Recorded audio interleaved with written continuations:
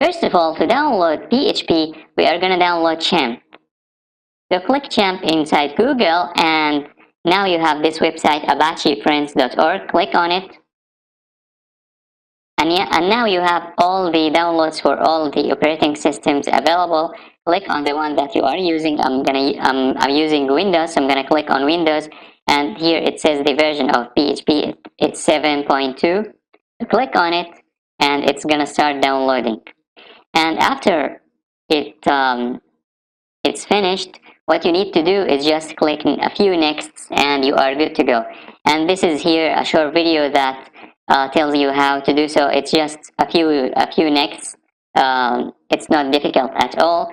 I'm gonna stop here downloading because I already installed it.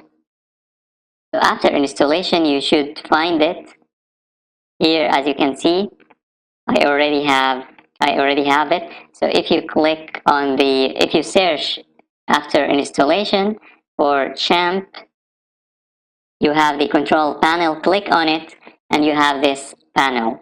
And the one that we are going to use is the Apache, the server. So that we make our computer as a server, you need to click on Start, and the MySQL as well, so that we can use MySQL for Laravel. You need also to click on Start.